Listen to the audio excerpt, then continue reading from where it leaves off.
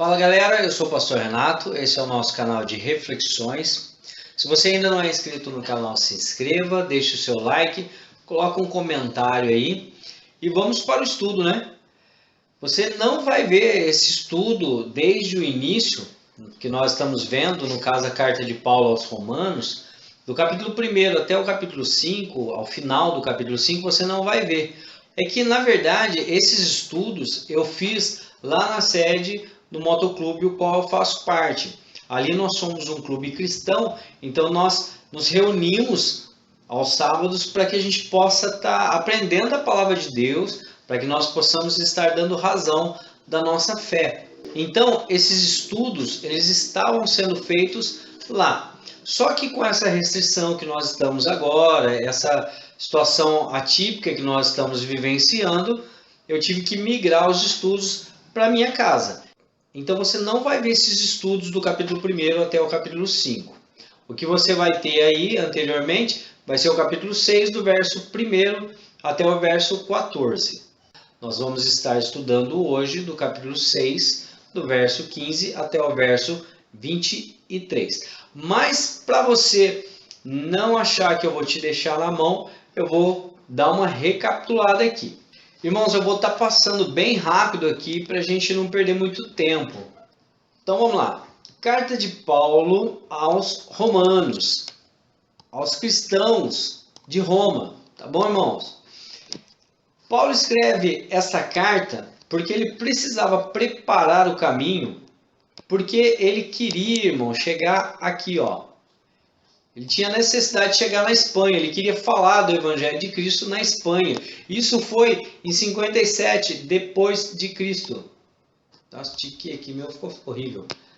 Então, ele precisava explicar aos cristãos de Roma todos os boatos falsos que os judeus estavam falando dele. Que Paulo era mercenário, que ele fazia o evangelho, um evangelho totalmente deturpado, que ele era um apóstata e uma série de outras coisas. Então ele precisava enviar essa carta para que os cristãos lá soubessem realmente qual o propósito de Paulo. E a carta se divide assim, irmãos. Do capítulo 1, do verso 1 até o 17, nós vemos a saudação. E você vai ver que é uma saudação um pouco mais extensa, que é justamente porque existe a necessidade dele se explicar para os cristãos de lá. Do capítulo 1, verso 18, ao capítulo 3, até o verso 20, o ser humano precisa desesperadamente da justiça. Como se divide isso aqui? A necessidade dos gentios, você vai ver do capítulo 1, do verso 18 até o verso 32. A necessidade dos judeus, do capítulo 2, verso 1, do capítulo 3 até o verso 8. A necessidade universal, do capítulo 3, verso 9 até o verso 20. Por que eu estou falando isso aqui? Porque tem alguns irmãos, às vezes, que eles têm a Bíblia de estudo, mas eles não conseguem entender isso aqui, embora seja bem simples. Então, se você tem a Bíblia de estudo, você já pode acompanhar. Se você não tem a Bíblia de estudo, você pode anotar para que você possa lê-la agora dessa forma aqui, com essas divisões e subdivisões, para que você possa ter uma compreensão um pouco mais fácil. Segundo tópico, a gloriosa provisão divina da justiça. Resumo da justiça pela fé. Nós vemos isso do capítulo 3, do verso 1 até o verso 31. Abraão como exemplo de justiça pela fé. Irmão, você vai ver aqui, ó, cara, não é pela obra. Tudo é pela fé. Tá bom? Ó, pela fé. Do capítulo 4, verso 1 até o verso 25. As bênçãos e a certeza da justificação. Contraste entre Adão e Cristo. Do capítulo 5, verso 12 até o 21. Ou seja, Adão, remete o que, Adão, irmãos? Pecado, condenação e morte. Cristo, graça, justificação e vida. Tá bom? Como eu falei, a gente está só dando uma passada aqui, uma pincelada para você poder estar acompanhando, tá bom? a concretização da justiça pela fé. Olha a fé de novo.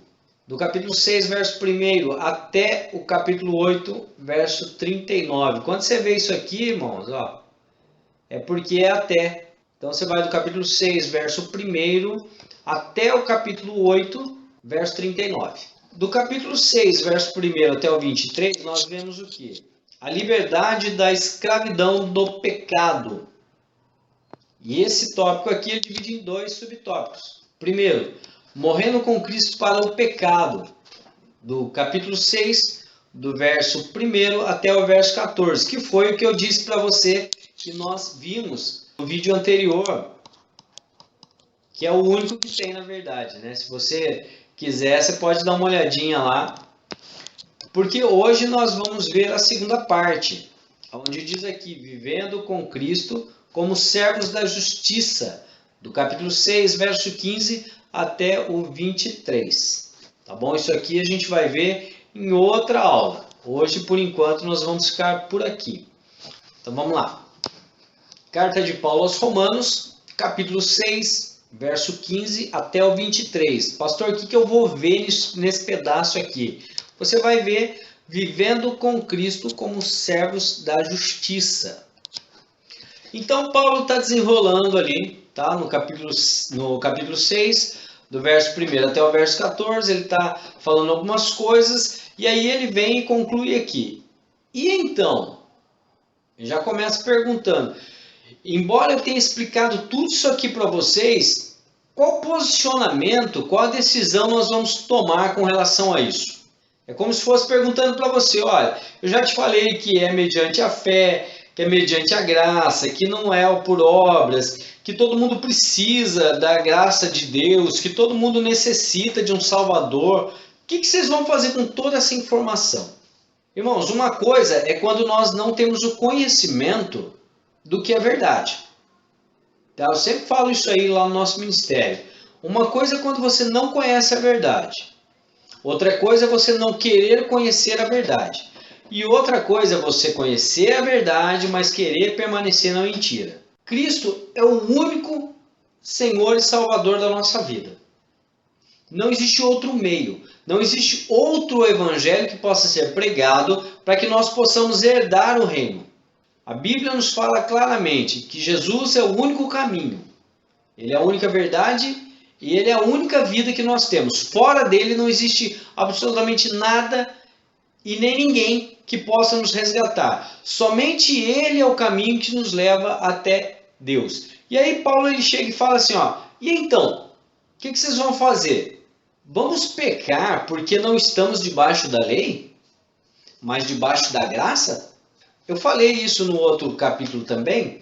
Nós queremos achar uma brecha, nós queremos achar uma forma, um meio de burlar o sistema, de maneira que a gente chegue a pecar, mas Deus não venha nos punir.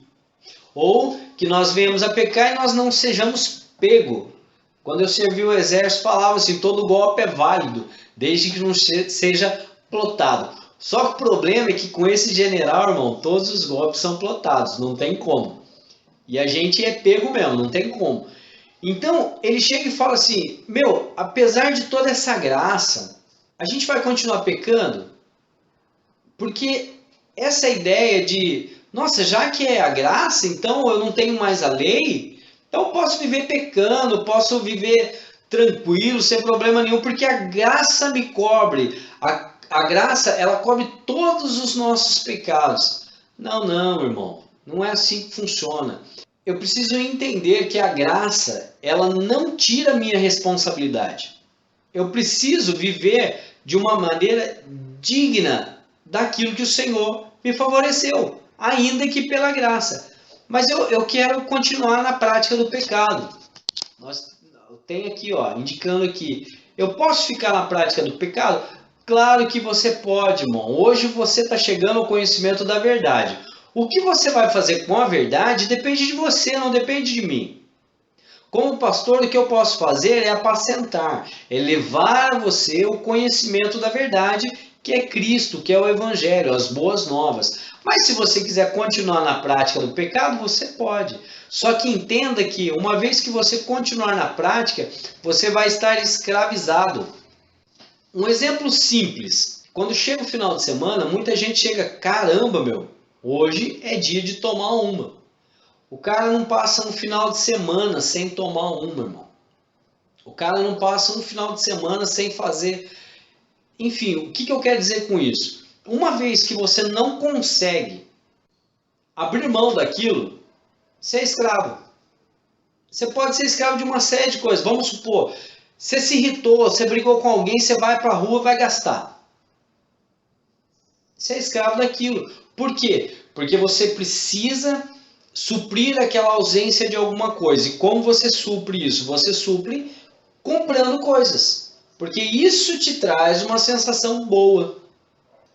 Entendeu como funciona a escravidão? Dessa forma. Ela te aprisiona. Isso pode ser com vício, com compras, uma série de coisas. É só você olhar para si, ver aquilo que está escravizando você e você sabe o que é que você tem que abandonar. Então, aquilo que te escraviza, ele é o teu Senhor. E qual que é a forma que eu tenho para poder mudar isso? É me tornar servo de Deus e da justiça de Deus. Essa justiça, ela vai me conduzir por um caminho que vai me levar à santificação. E essa santificação vai me levar à vida eterna.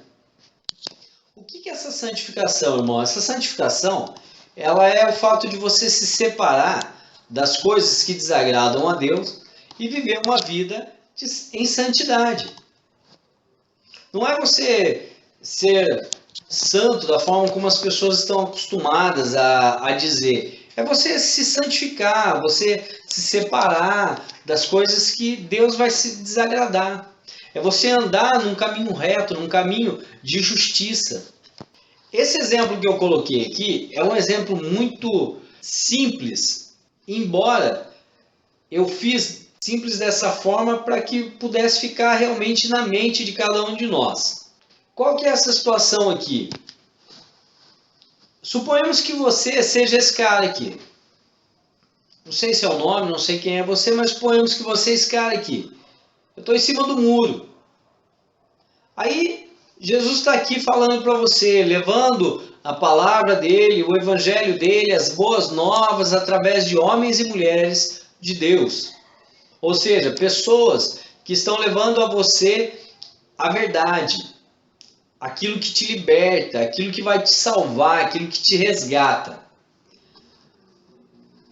Você dá ouvido, mas ainda assim você fica, mas eu não sei não, acho que eu não acredito. Então você fica em cima do muro. Só que o problema, irmão, é que o muro é desse cara aqui. Então o fato de você não decidir que caminho você vai tomar, já quer dizer que você já está decidido. Ou seja, se você não cumpre as coisas que Deus pede para você cumprir, logo você está em desobediência a Ele. E quem que é o filho da desobediência? É esse cara aqui. Ele se rebelou contra Deus. E quando eu opto por fazer aquilo que me dá vontade e fazer aquilo que é próprio dele, eu logo resolvo não obedecer a Jesus. Então, se hoje você está em cima do muro, o ideal, o que eu recomendo a você é que você desça do muro, irmão. Desça do muro e comece a viver uma vida justa, uma vida de justiça diante do Senhor.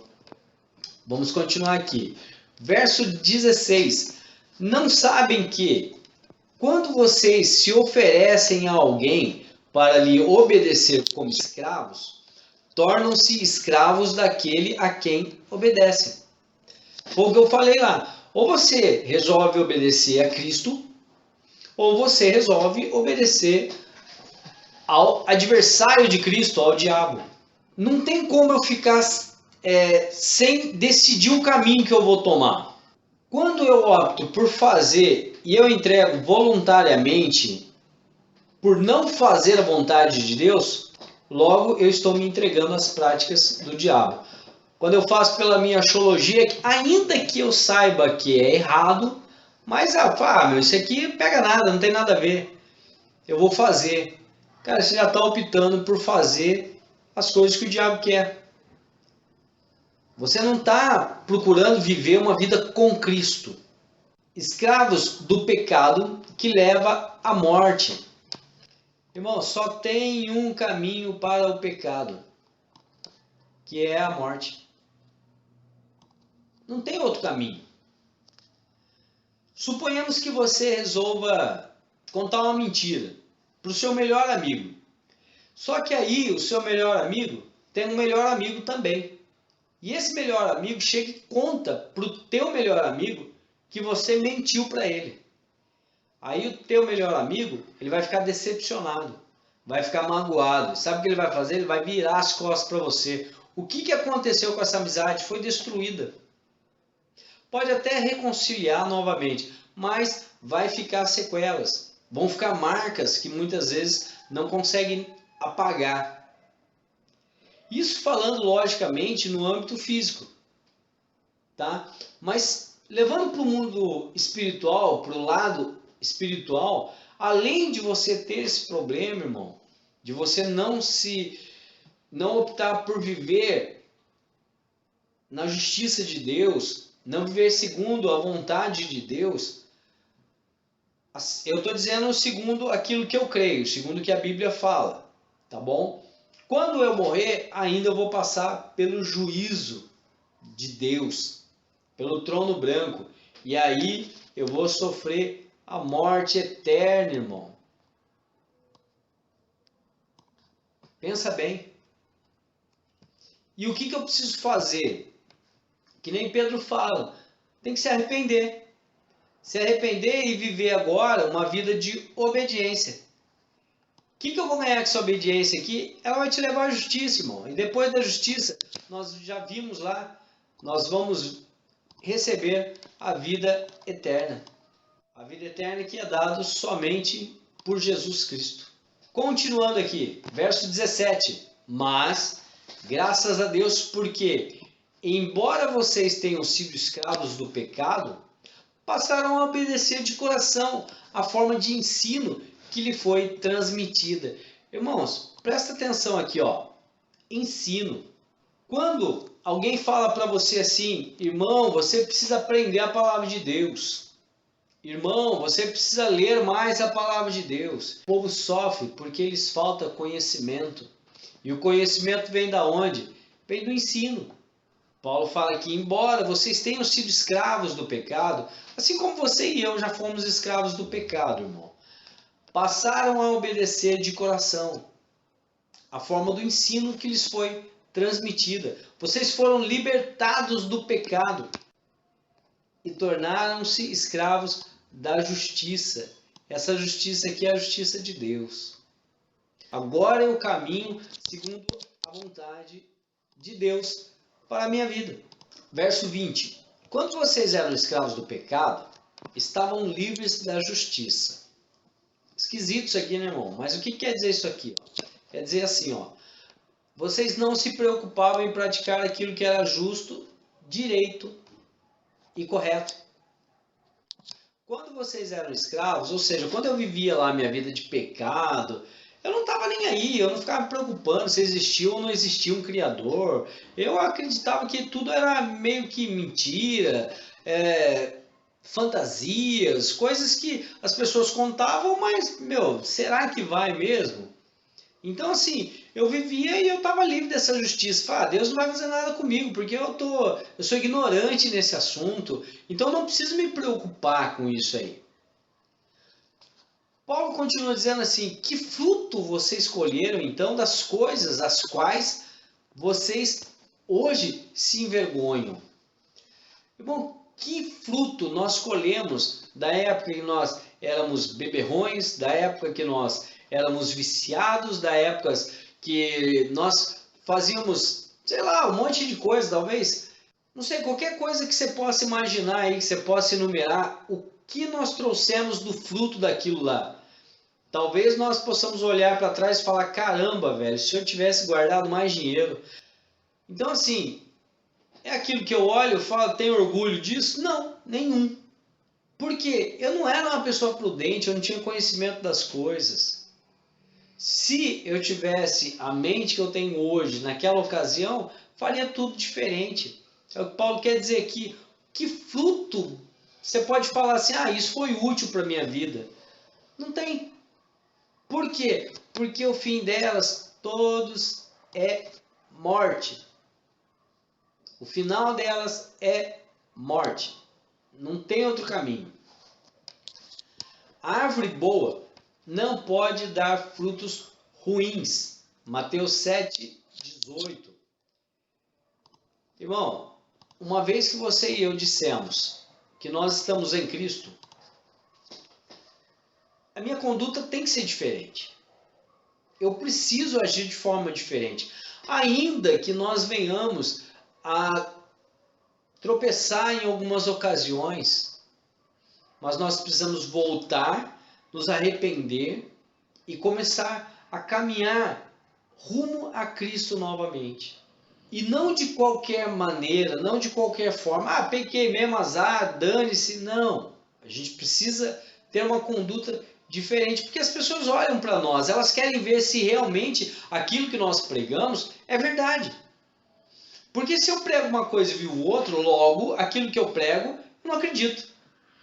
Que nem a volta de Cristo mesmo. Muitas vezes nós pregamos sobre a volta de Cristo, mas não cremos que ele vai voltar. Porque se eu crer na volta de Cristo, eu vou agir de forma diferente. As minhas atitudes vão ser diferentes. Por quê? Porque eu preciso dar bons frutos. Eu preciso dar frutos que realmente mostrem que eu acredito no Evangelho de Cristo. E não só em parte dele. Já parou para pensar nisso? Você vive uma vida como se Jesus fosse voltar mesmo? Se tudo que fala na Bíblia é verdade, será que a gente tem vivido isso? Irmão, é tempo da gente dar uma despertada. Você está vendo tudo que está acontecendo aí? Tem que ficar ligado. Vamos lá, verso 22. Mas agora que vocês foram libertados do pecado e se tornaram escravos de Deus, o fruto que colhem leva à santidade. Tá vendo? Quando eu vivia em pecado, os frutos que eu colhia, eles eram de morte. Mas agora que eu me tornei escravo de Deus, os meus frutos eles colhem e me levam à santidade. E o fim da santidade é o quê? Vida eterna. O que mais que a gente precisa, senão só a vida eterna?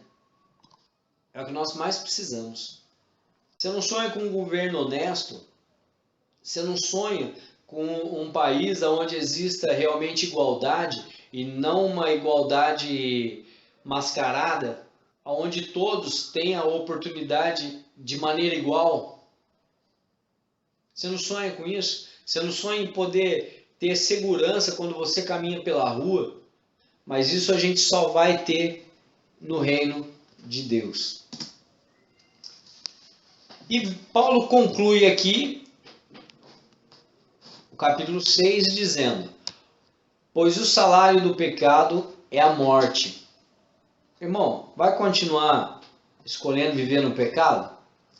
É isso aqui que tem para você, ó, a morte. Mas o dom gratuito de Deus, o dom gratuito de Deus é algo que Ele está nos dando gratuitamente. É a vida eterna. Em Cristo. Por que isso aqui, irmão? Porque não existe outro. Respeito todas as religiões aí. Procuro não entrar em debate justamente por conta disso, por conta de respeitá-los. Mas a Bíblia não fala absolutamente nada além de Cristo. Vou abrir um parênteses aqui. Por que a pessoa que é cristã ela não acredita que fora de Cristo existe salvação? Porque é o seguinte, irmão, qualquer coisa que eu venha acrescentar ao sacrifício de Cristo, eu anulo o sacrifício dele. Era o que acontecia com o povo judeu aqui. Eles falavam assim, olha, vocês até podem aceitar Cristo, mas vocês têm que guardar o sábado. Vocês até podem adorar Cristo, mas vocês têm que se circuncidar. Ou seja, se eu aceitar Cristo, mas eu não guardar tal coisa, logo eu não sou salvo. Então não é mais graça. Eu tenho uma condição. Aí você pode falar assim, então pastor, te peguei. Porque se eu tenho que andar em retidão para ser salvo, logo eu estou anulando a graça de Cristo. Não. Você vive em santidade porque você foi alcançado. Então é diferente. Você faz aquilo porque você quer agradar o seu Senhor, porque você escolheu servi-lo. Então se eu falo assim, olha, eu posso acreditar em Cristo, mas eu preciso disso aqui. Irmão, já anulou a graça. Entenda isso, analise isso. Se a religião a qual você faz parte, se a congregação onde você faz parte, ela acrescenta algo para a salvação, logo ela está anulando o sacrifício de Cristo. Então Cristo morreu em vão. Só existe salvação através de Jesus. É só a graça. Ele é o nosso Senhor.